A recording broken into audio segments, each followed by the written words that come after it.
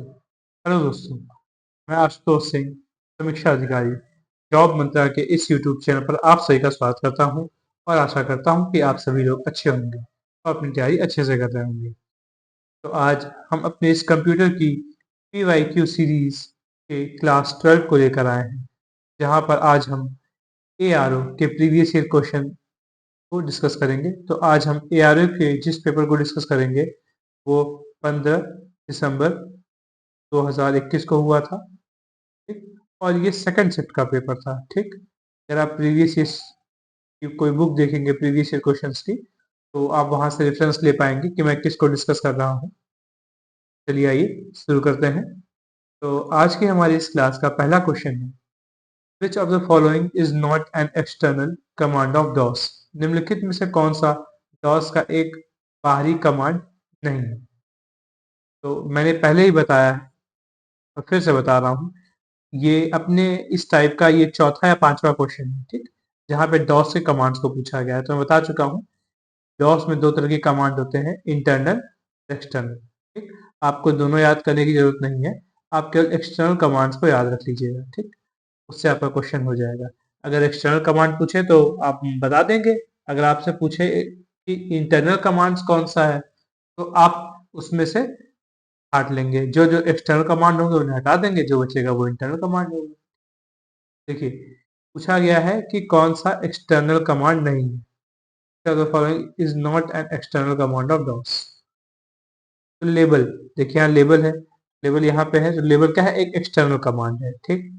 Format, ये format यहाँ लिखा हुआ है, फॉर्मेट क्या है, एक एक्सटर्नल कमांड है। CHKDS की, CHKDS की यहाँ देखिए दिया हुआ है, ये भी एक एक्सटर्नल कमांड है।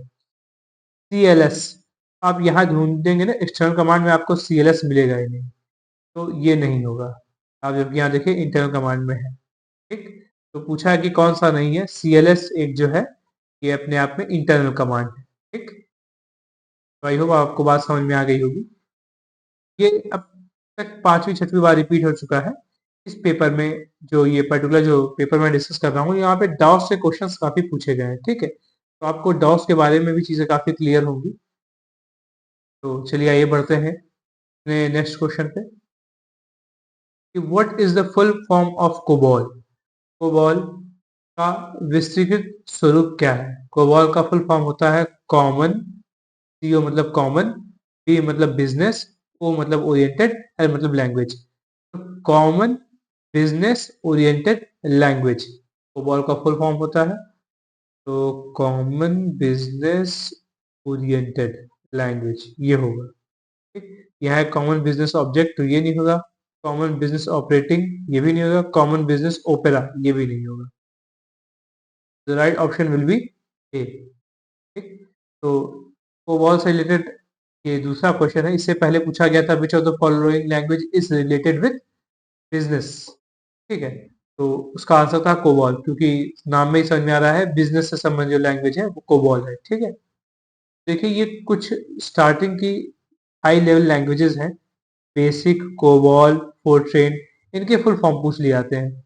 तो बेसिक का फुल फॉर्म होता है beginners all purpose symbolic instruction code. COBOL का वही फुल फॉर्म होता है कॉमन बिजनेस ओरिएंटेड लैंग्वेज। और फोर्ट्रेन का फुल फॉर्म होता है फॉर्मूला ट्रांसलेशन। तो आप इन्हें याद रखिएगा, ये मोस्ट इंपॉर्टेंट है। आपके एग्जाम में इन्हीं से फिर से रिपीट करके क्वेश्चंस पूछे जाएंगे। ठीक। तो चलिए अपने नेक्स्ट क्वेश्चन पर चलते हैं दोस्तों। तो हमारा जो नेक्स्ट क्वेश्चन है वो ये है कि which process ensure checks to the components of the computer are operating and connected properly। Computer के घटक ठीक से ऑपरेट कर रहे हैं और जुड़े हुए हैं, इसे सुनिश्चित करने हेतु कौन सी प्रक्रिया जांच करती है। बूटिंग, प्रोसेसिंग, सेविंग या एडिटिंग। तो क्वेश्चन ये पूछ रहा है कि आपने सिस्टम अगर मान लीजिए स्टार्ट किया है, तो कौन सी प्रोसेस है जो ये चेक करती है कि कंप्यूटर के जितने भी कंपोनेंट्स हैं या घटक हैं वो सही से काम कर रहे हैं कि नहीं, जुड़े हुए हैं कि नहीं। तो ये जो बूटिंग प्रोसेस होती है इसका यही काम होता है। ठीक। देखिए, सेविंग का आपको पता है फाइल सेव करने के लिए होता है। सेविंग के लिए बता चुका था कि पहले F12 भी दबाते हैं। ठीक है, या कंट्रोल+S दबाते हैं सेविंग सेव करने के लिए। ये सेव करने सॉफ्टवेयर है, शॉर्टकट्स हैं। ठीक। एडिटिंग आपको पता है, एडिटिंग ये नहीं होता। एडिटिंग का काम, एडिटिंग से आप क्या करते हैं, किसी भी जो डॉक्यूमेंट है उसमें एडिट करते हैं। प्रोसेसिंग नहीं होती। बूटिंग, बूटिंग का मतलब होता है सिस्टम जब स्टार्ट होता है, ठीक। जब आप पावर ऑन की बटन पे दबाते हैं, कंप्यूटर ऑन होता है, तो सबसे पहले क्या होता है, जो बायोस होता है, पहले बता चुका हूँ बायोस क्या होता है, बेसिक इनपुट आउटपुट सिस्टम, वो परफॉर्म करता है क्या, पोस्ट प्रोसेस। बायोस शुरू करता है पोस्ट प्रोसेस। तो पोस्ट प्रोसेस में क्या होता है कि डिस्क से ऑपरेटिंग सिस्टम लोड होना शुरू हो जाता है रैम में और रन करने लगता है, ठीक। इसी को कहते हैं बूटिंग। इस पूरी प्रोसेस को कहते हैं बूटिंग। और इसी दौरान ये जो बायोस होता है, ये चेक करता है कि जितने भी कंपोनेंट्स हैं वो प्रॉपरली कनेक्टेड हैं और फंक्शन कर रहे हैं कि नहीं। तो अब आपको समझ में आ गया होगा बूटिंग क्या है। बायोस से रिलेटेड में अब तक ये 5 का क्वेश्चन है कि कंप्यूटर स्टार्ट कैसे होता है, क्या होता है, ठीक। चलिए अपने नेक्स्ट क्वेश्चन पे चलते हैं। लिस्ट इज डिजाइन फॉर, देखिए ये लिस्ट का मेरे ख्याल से तीसरा क्वेश्चन है, ठीक है। प्रीवियस ईयर क्वेश्चन में आप देख रहे हैं चीजें रिपीट हो रही हैं। अगर आप शुरू से मेरे साथ बने हुए होंगे, अब आपको धीरे धीरे चीजें ग्रैस्प हो गई होंगी कि कहाँ से क्वेश्चंस पूछे जा रहे हैं, ठीक। एक ही क्वेश्चंस को बार बार रिपीट किया जा रहा है अलग अलग तरीके से। कितना पढ़ना है, कहाँ से पढ़ना है, और अगर नहीं हो पाया है तो कोई चिंता की बात नहीं है। आगे जब हम डेडिकेटेड क्लास ला देंगे इन चीजों के लिए, तो आपको और भी चीजें क्लियर हो जाएंगी कंप्यूटर में क्या है कैसे है, ठीक। कितना पढ़ना है, कितना छोड़ना है, ठीक, सब कुछ नहीं पढ़ना है यहाँ पर। चलिए क्वेश्चन पे आते हैं। List is design for, LISP, ठीक, के लिए डिजाइन किया जाता है। मतलब क्या पर्पज है, क्यों डिजाइन किया गया है। आर्टिफिशियल इंटेलिजेंस के लिए, GUI के लिए मतलब ग्राफिकल यूजर इंटरफेस के लिए, या CUI मतलब कमांड यूजर इंटरफेस के लिए, या ऑप्टिकल फाइबर के लिए। तो लिस्ट है, इसको आर्टिफिशियल इंटेलिजेंस के लिए डिजाइन किया गया था, ठीक। लिस्ट का फुल फॉर्म होता है लिस्ट प्रोसेसिंग, ठीक, प्रोग्रामिंग नहीं, प्रोसेसिंग, ये याद रखिएगा। इसका फुल फॉर्म होता है लिस्ट, LIST, लिस्ट प्रोसेसिंग। इससे पहले जो आपका प्रीवियस ईयर का क्वेश्चन आया था उसमें ये पूछा गया था कि लिस्ट का फुल फॉर्म बताना था, तो वो क्या था, लिस्ट प्रोसेसिंग, ठीक। तो the full form of list is list processing, ठीक। ये एक फंक्शनल प्रोग्रामिंग लैंग्वेज है जो कि कॉमनली यूज की जाती है, किस लिए, आर्टिफिशियल इंटेलिजेंस के लिए। अब आप लोग जान रहे होंगे आर्टिफिशियल इंटेलिजेंस क्या, आप तो इतनी फेमस होती जा रही है। अब आपके टेलीग्राम, व्हाट्सएप में, या जो ChatGPT होता है, सब आर्टिफिशियल इंटेलिजेंस ही है, ठीक। तो जो लिस्ट प्रोग्रामिंग लैंग्वेज है उसको जॉन मैकॉर्टी ने डिजाइन किया था, कब, 1950s में। ये पूछा जा सकता है अगला क्वेश्चन आपसे कि जैन नेक्स्ट ईयर जो आपके पेपर होंगे उसमें पूछा जा सकता है कि किसने लिस्ट लैंग्वेज को डिजाइन किया था, तो थे जॉन मैकॉर्टी, ठीक। देखिए लिस्ट लैंग्वेज का ये सिंबल होता है। तो चलिए आपको बात समझ में आ गई, बस इतना ही आपको लिस्ट के बारे में पढ़ना है, बाकी कुछ नहीं पढ़ना है, ठीक। अनावश्यक एनर्जी बर्बाद मत करिएगा। In DOS the DIR command is use to, DOS में DIR निर्देश का उपयोग किस लिए किया जाता है। Display content of file, delete files, display list of files and सब डायरेक्टरीज, कॉपी फाइल्स। तो जो डॉस में जो DIR कमांड होता है उसका इस्तेमाल किया जाता है display the list of files and सब डायरेक्टरीज। इसका मतलब क्या है, देखिए डॉस ऑपरेटिंग सिस्टम के बारे में हम पहले ही बता चुके हैं कि ये एक पहली बात तो single user single tasking command line, मतलब यहाँ कमांड आपको लिखने पड़ते हैं, ठीक। ये ऑपरेटिंग सिस्टम होता है, ठीक। ये इसकी विशेषताएं हैं, जो सबसे खास विशेषताएं हैं, ठीक। ये कमांड लाइन ऑपरेटिंग सिस्टम होता है, कमांड आपको लिखने पड़ते हैं, सिंगल टास्किंग होता है, सिंगल यूजर होता है, ठीक। बहुत ही इंपॉर्टेंट है ये क्वालिटीज, ठीक। तो इसमें कुछ कमांड्स लिखे जाते हैं, ठीक है। जब आपको यहाँ कमांड लिख के ही देना है, तो आपको यहाँ फिक्स कमांड होंगे, ऐसा नहीं कुछ भी लिख दीजिए। तो यहाँ पूछा गया है कि जो DIR कमांड होता है, देखिए यहाँ लिखा है DIR, DIR कमांड किस लिए यूज किया जाता है? तो आप देख पा रहे होंगे, display files with specified attributes, file को उनके स्पेसिफिक एट्रीब्यूट्स यानी कि गुण धर्मों के साथ दिखाने के लिए। तो अब आपसे पूछा जा सकता है कि dir फाइल जो कमांड होता है उसका क्या यूज होता है। इसके और भी रिलेटेड कमांड है विडोज के, मैं आपको आगे बता दूंगा, आगे आने वाली स्लाइड्स में है। ठीक, in DOS the dir command displays the content of a directory including files and subdirectories। DOS में dir कमांड का यूज होता है एक डायरेक्टरी में कंटेंट्स को शो करने के लिए, जो कि कुछ फाइलें या सब डायरेक्टरीज भी हो सकती हैं। ठीक, तो चलिए अपने नेक्स्ट क्वेश्चन पे चलते हैं। अभी डॉस से रिलेटेड आप कुछ चीजें जानेंगे, अगर पता है तो बहुत अच्छा, अगर नहीं पता है तो नोट डाउन कर लीजिए एक जगह। और इन्हीं चीजों से आपके नेक्स्ट ईयर जो एग्जाम में क्वेश्चन आएंगे वो हो जाएंगे। The main application area of ALGOL is. अब एल्गोल एक प्रमुख एप्लीकेशन क्षेत्र है, तो आपको इसके लिए पता होना चाहिए कि एल्गोल का फुल फॉर्म क्या है। एल्गोल का फुल फॉर्म है एल्गोरिथमिक लैंग्वेज। एल्गोरिथमिक, में एल्गोरिथमिक हो गया, एल मतलब लैंग्वेज। ठीक, तो का इस्तेमाल किया जाता है साइंटिफिक पर्पसेस में एल्गोल लैंग्वेज का। तो देखिए एल्गोल को क्या कहते हैं, एल्गोरिथम लैंग्वेज कहते हैं। It was mostly used by research computer scientist in Europe and United states, however it's use in commercial application was limited. ALGOL एक प्रोग्रामिंग लैंग्वेज है जिसका इस्तेमाल रिसर्च साइंटिस्ट करते हैं, कंप्यूटर में रिसर्च जो साइंटिस्ट होते हैं वो करते हैं यूरोप और अमेरिका में, जबकि इसका कॉमर्शियल एप्लीकेशन बहुत ही सीमित है। अब जो और भी लैंग्वेजेस हैं उनके क्या क्या एप्लीकेशंस हैं मैं बता देता हूँ। ठीक, आपके एग्जाम में बहुत ही इंपॉर्टेंट है और पूछे जा रहे हैं बार बार, अलग अलग लैंग्वेज का कहाँ पे इस्तेमाल है। जैसे साइंटिफिक एप्लीकेशन में फोरट्रेन और एल्गोल 16 का यूज है, आपसे पूछा गया था ना एल्गोल का कहाँ यूज है, साइंटिफिक में। बिजनेस में किसका यूज होता है, कोबॉल का यूज होता है। ठीक, आर्टिफिशियल इंटेलिजेंस में लिस्प, प्रोलॉग और सी। देखिए अभी प्रीवियस क्वेश्चन था ना, लिस्ट का कहाँ यूज होता है, आर्टिफिशियल इंटेलिजेंस में होता है। कोबॉल का कहाँ पे यूज होता है, बिजनेस एप्लीकेशंस में होता है। साइंटिफिक में किसका यूज होता है, एल्गोल। अगली बार फोरट्रेन के बारे में पूछा जा सकता है। ठीक, तो आई होप अब आप चीजें समझ रहे होंगे और ये नोट डाउन करते चलिए, आपको कोई ये चीजें नहीं बताते चलेगा।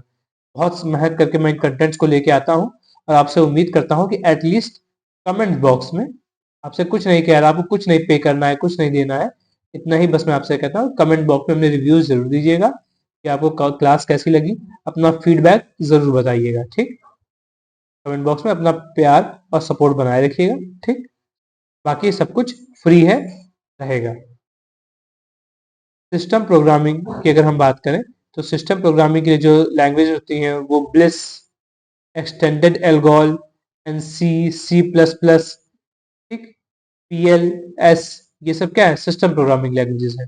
और वेब सॉफ्टवेयर्स, जो वेब सॉफ्टवेयर्स होते हैं उनके लिए XHTML, जावा स्क्रिप्ट, पाइथन, PHP मतलब पाइथन, सब किसके लिए होती है, वेब सॉफ्टवेयर डेवलप करने के लिए होती है। ठीक, तो आप इन्हें नोट डाउन कर लीजिए इसी जगह पे। ठीक, आगे आपके काम आएंगे।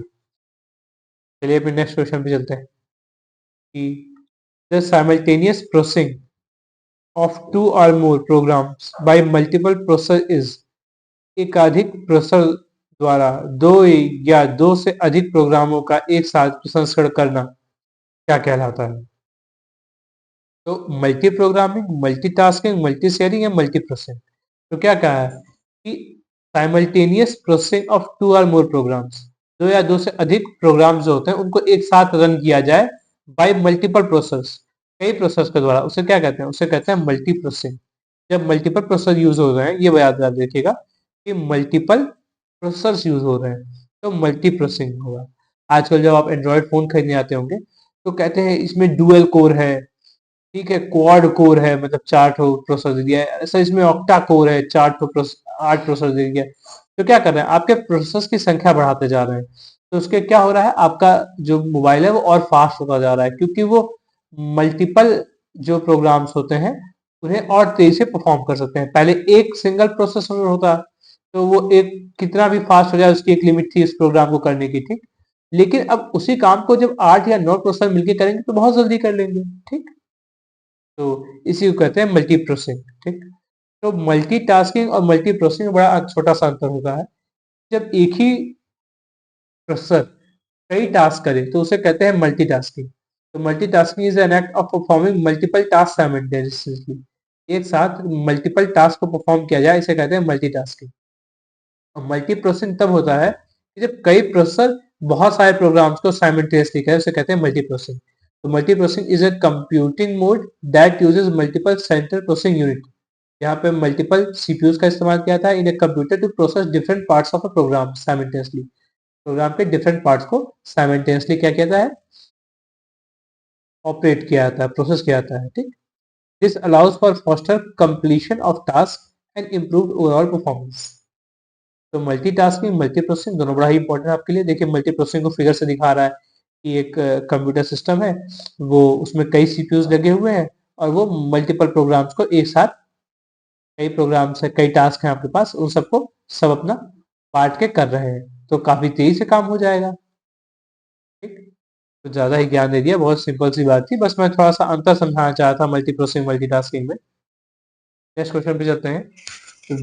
विच of the following is are function of operating system. निम्नलिखित में कौन प्रचालन प्रविधि के प्रकार है। User interface, file system manipulation, resource allocation. तो यूजर इंटरफेस ये ऑपरेटिंग सिस्टम का कार्य है, हाँ बिल्कुल है। फाइल सिस्टम मैनिपुलेशन, हाँ ये भी है। और रिसोर्स एलोकेशन, हाँ ये भी होता है। तो the right option will B D. तीनों काम होते हैं ऑपरेटिंग सिस्टम के। अब ये देखिए ऑपरेटिंग सिस्टम लगभग सारे कार्य करता है। हार्डवेयर से कोई भी काम कराना हो तो जो सबसे मेन इंटरफेस होता है वो होता है ऑपरेटिंग सिस्टम। तो ऑपरेटिंग सिस्टम तो पहली बात आपको ग्राफिकल यूजर इंटरफेस देता है, जीयूआई, मतलब कहाँ पे आइकन्स है, कहाँ पे आपको क्लिक करना है, ये सब वो बताता है, ठीक। डिवाइस ड्राइवर्स के साथ क्या करता है, कॉम्पेटिबिलिटी बनाता है, ठीक। मतलब मान लीजिए आपके हार्डवेयर है कई तो बीच में आपका ऑपरेटिंग सिस्टम रहता है। ऑपरेटिंग सिस्टम कई ड्राइवर्स का यूज करता है, ठीक, इन हार्डवेयर को प्रॉपरली यूज करने के लिए, इसे कहते हैं डिवाइस ड्राइवर्स। सिक्योरिटी प्रोवाइड करता है, नेटवर्क से आपको, नेटवर्क से कनेक्शन देता है, डिस्क मैनेजमेंट करता है, मतलब आपके जो फाइलें हैं उन्हें मैनिपुलेट करता है, इस्तेमाल करता है तरीके से। मेमोरी को मैनेजमेंट करता है, जबकि आपकी रैम और रोम में जो भी चीजें उसको मैनेज करता है। प्रोसेस को मैनेज करता है कि कौन सी प्रोसेस पहले करनी है, कौन सी बाद में करनी है, ठीक है। इसी को एक तरह से आप रिसोर्स एलोकेशन भी कह सकते हैं, ठीक है।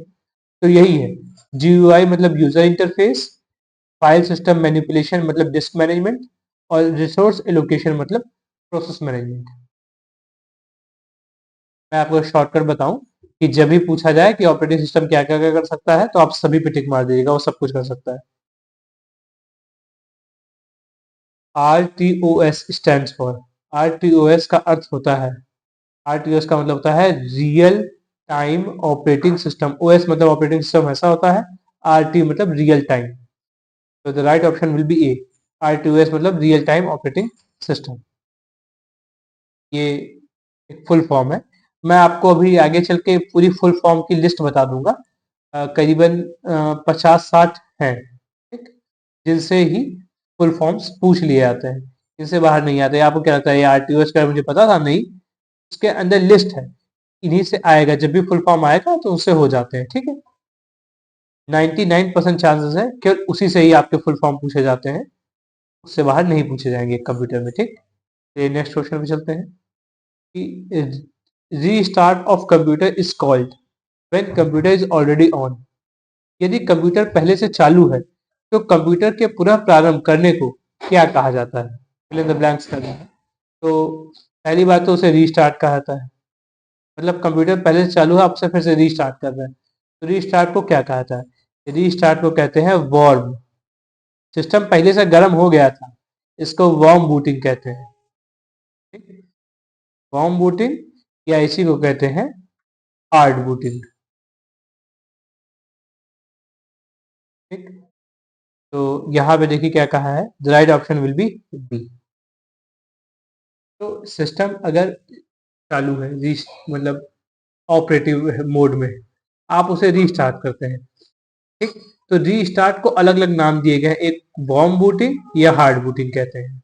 क्यों वार्म कहते हैं? भाई सिस्टम चल रहा था, पहले से गर्म था, आपने उसे फिर से स्टार्ट किया, तो इसलिए वार्म बूटिंग कह दिया हमने।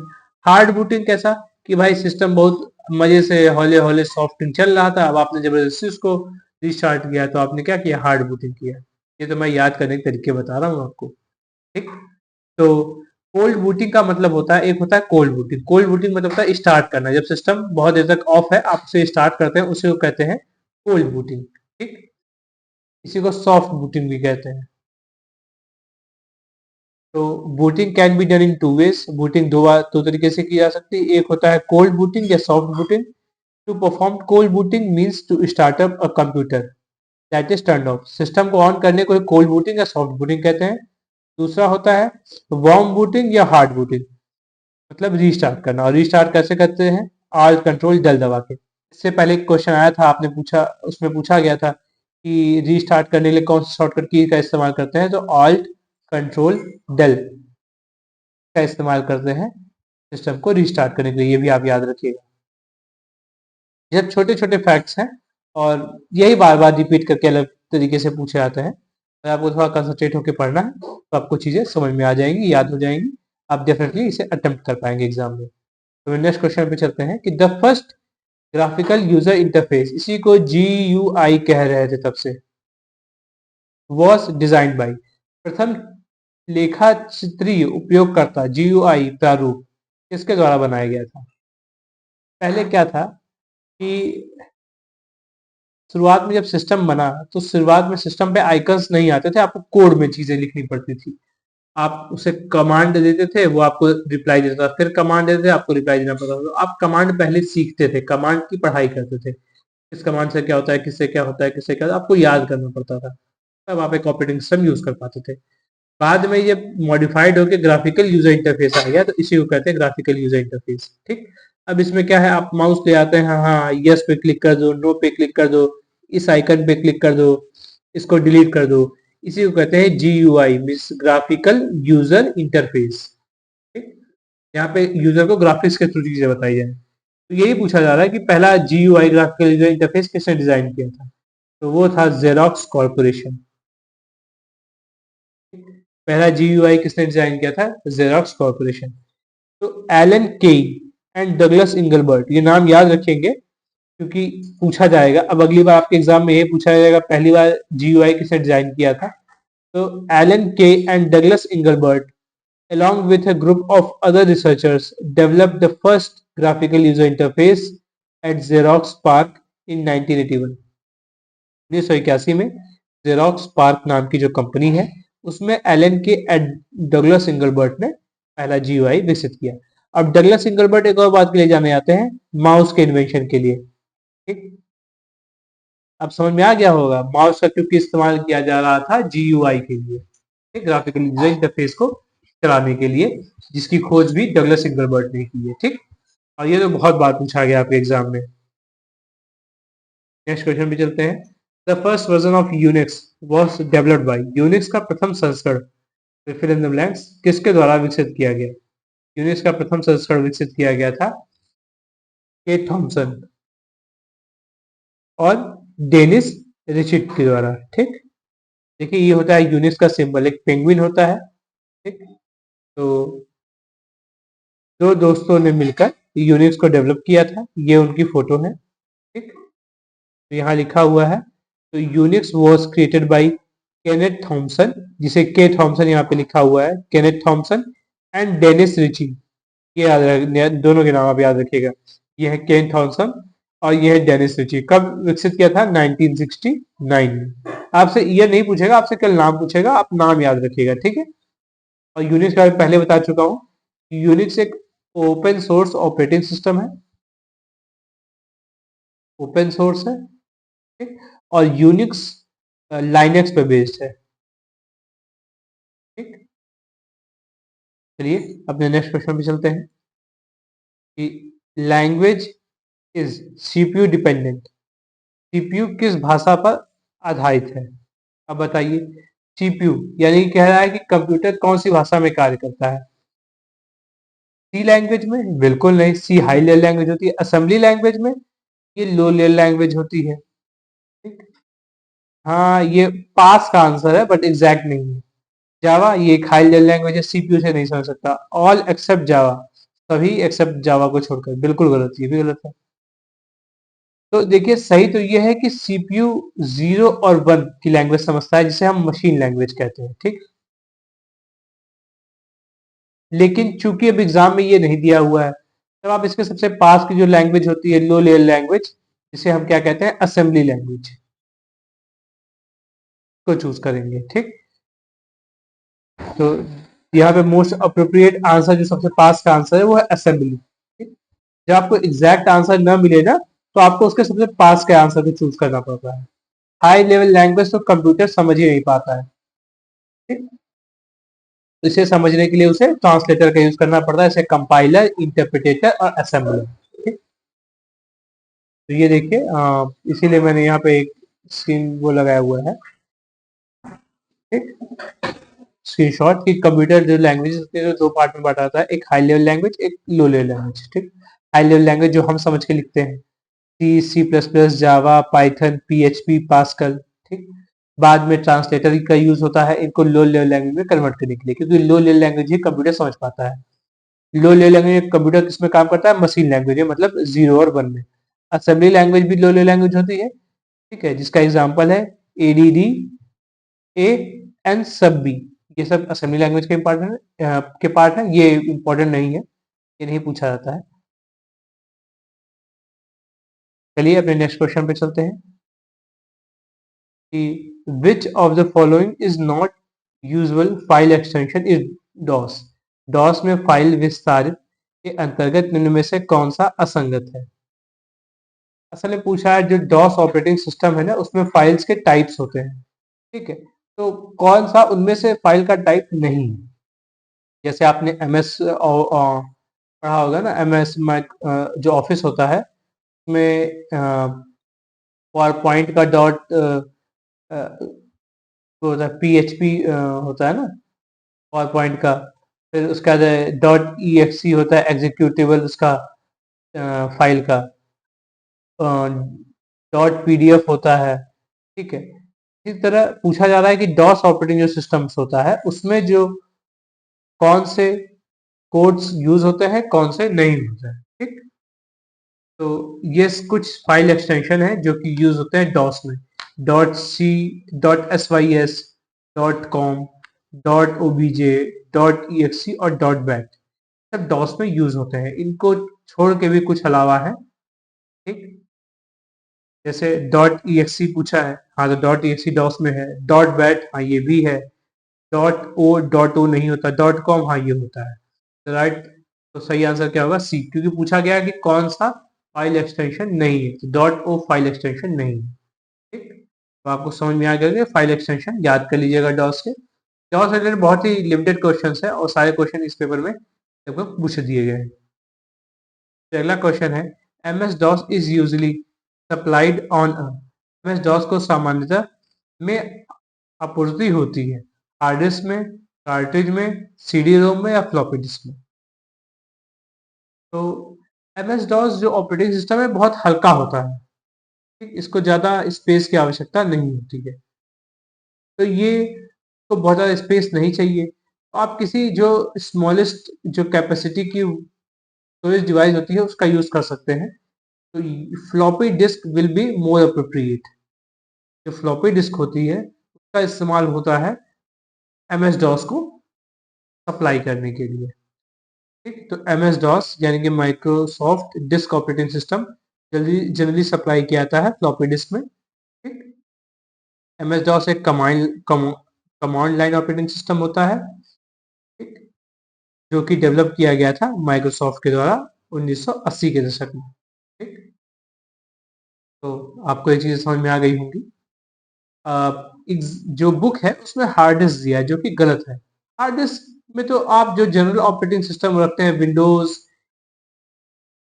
इन सब का, या लाइनेक्स, यूनेक्स, इन सबको जरूरत होती है हार्ड डिस्क की। लेकिन एम एस डॉस जो है वो फ्लॉपी डिस्क में ही चल जाता है, तो बहुत ज़्यादा स्टोरेज की आवश्यकता नहीं होती है। मैंने इससे ये चीज़ जो है गूगल पे सर्च करके काफ़ी पढ़ लिख के तब मैं आपको बता रहा हूँ। ठीक है? नेक्स्ट क्वेश्चन पे चलते हैं। Which of the following is used access a file from a computer store? भंडार से एक फाइल तक पहुंचने के लिए निम्नलिखित में से किसका उपयोग किया जाता है? सर्च, रिट्रीव, फाइल या प्रिंट? कह रहा है कि कंप्यूटर है, कंप्यूटर के पास स्टोरेज में आपने बहुत सारी फाइलें रखी हुई हैं। ठीक है? ये कंप्यूटर का स्टोरेज है जो सेकेंडरी स्टोरेज है, मान लीजिए हार्ड डिस्क है। ठीक है? इसमें आपने बहुत सारा डाटा रखा हुआ है। ठीक है? हजारों डाटा रखा हुआ है। आपको कोई एक फाइल जो है उसे रिट्रीव करना है, निकालना है। ठीक?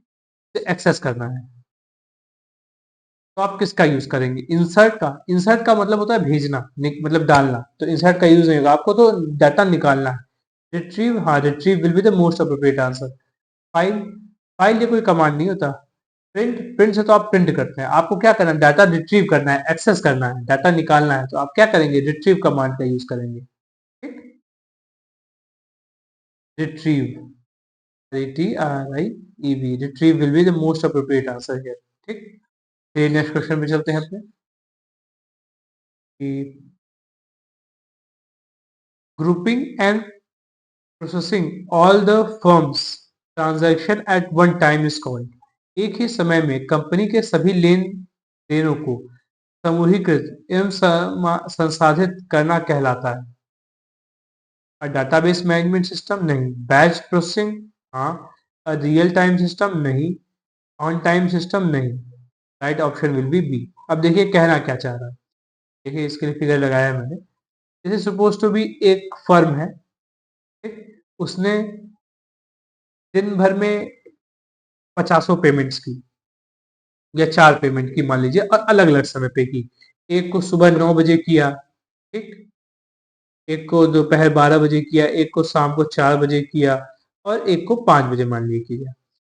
अब इन सबको आपने एक जगह डाटा कलेक्ट किया, और फिर क्या किया? इस सभी ट्रांजेक्शन्स को एक साथ ग्रुप करके आपने क्या किया? प्रोसेस किया। ठीक? फिर आपने आगे प्रोसेस कर दिया भेजने के लिए। इसी को कहते हैं बैच प्रोसेसिंग। बैच ही मतलब समझ में आ रहा है? जब आप कहते हैं ना ये अलग अलग बैच है, तो बैच का मतलब है चीजों को ग्रुप कर दिया जाता है। तो बैच प्रोसेसिंग में क्या होता है? एक साथ जब मल्टीपल ट्रांजेक्शन्स को कलेक्ट कर दिया जाता है और उनको प्रोसेस किया जाता है, उसी को कहते हैं बैच प्रोसेसिंग। देखिए क्या लिखा है? ग्रुपिंग मतलब चीजों को पहले कलेक्ट किया जाता है, and processing all the firms transaction. Firm के जितने ट्रांजेक्शन है उनको प्रोसेस करना एक सिंगल समय पे क्या कहलाता है? कहलाता है बैच प्रोसेसिंग। ठीक? इस दौरान बैच प्रोसेसिंग जब तक नहीं होती है, जब तक डाटा एक्यूमुलेट होता रहता है। फिर एक ही बार में सारी प्रोसेसिंग कर दी जाती है। ये टाइम सेव करने के लिए होता है। ठीक है? मान लीजिए आपका एक डाटा आया, आपने उसको फिर प्रोसेस किया, दूसरा डाटा आया फिर प्रोसेस किया, तीसरा डाटा आया फिर प्रोसेस किया। क्यों ऐसा करें? आपका सारा डाटा एक बार आ ही जाए, सारा एक बार कलेक्ट हो जाए, फिर उसको एक बार प्रोसेस कर दिया जाए, ये ज्यादा ठीक रहता है। इसी को कहते हैं बैच प्रोसेसिंग। अपनी अपनी जरूरतों के हिसाब से इसको यूज किया जाता है। अगला क्वेश्चन है, which one of the following file names is invalid in DOS? निम्नगत फाइल नाम में से कौन सा डॉस में इनवैलिड होता है? Writ dot bat, listen dot bin, R U RLUA.BTT, talk dot bash. तो यहाँ पे ये जो है ना डॉट BTT, ये कोई अप्लीकेबल फॉर्मेट नहीं है। वहीं डॉट बैट, हाँ, ये एक अप्लीकेबल फॉर्मेट है। मैंने अभी डॉस का पीछे क्वेश्चन कराया था, बताता हूँ, वहां पे डॉट बैट है। ठीक है? देखिए देखिए यहाँ पे दिया है ना, ये डॉट बैट, बैट है फाइल एक्सटेंशन। ठीक?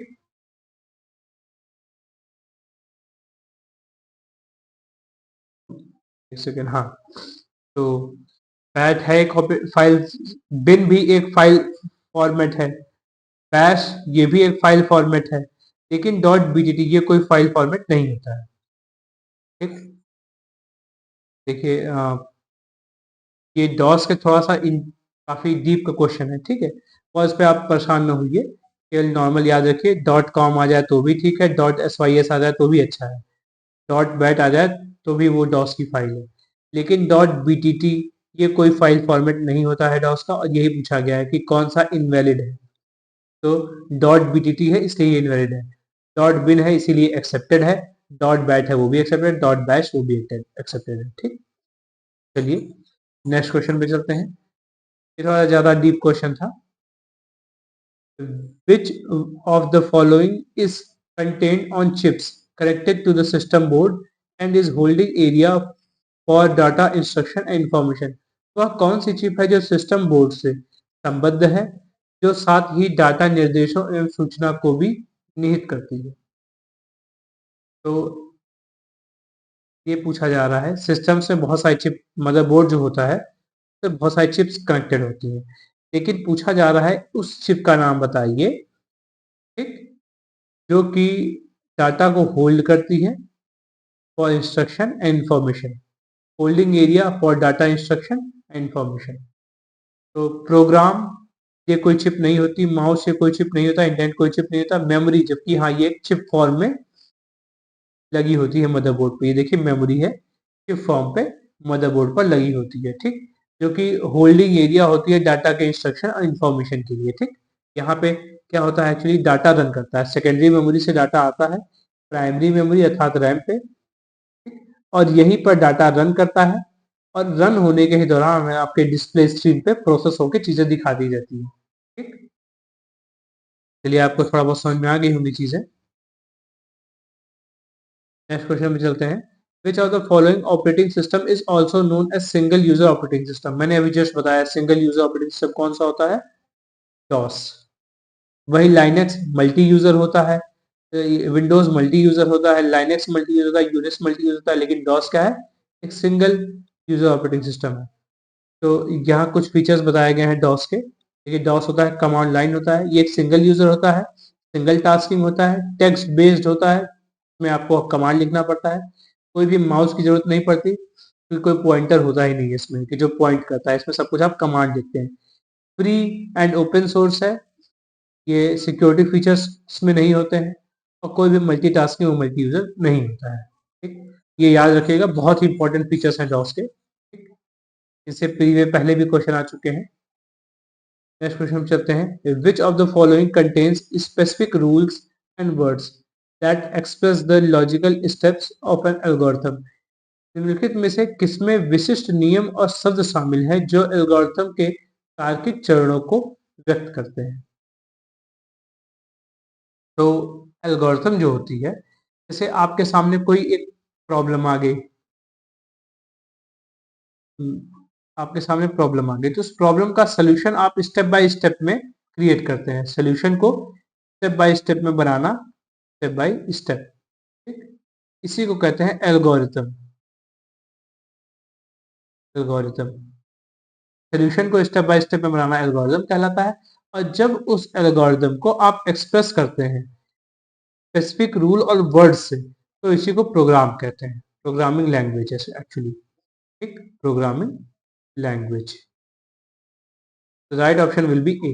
यही पूछा गया ना, which of the following contains specific rule and words that express the logical steps of an algorithm? उसे कहते हैं प्रोग्रामिंग लैंग्वेज। ठीक, आई होप आपको समझ में आ गया होगा। नेक्स्ट क्वेश्चन पे चलते हैं कि अगला क्वेश्चन है, फिगर को थोड़ा सा सही कर देते हैं, में आ जाएगा।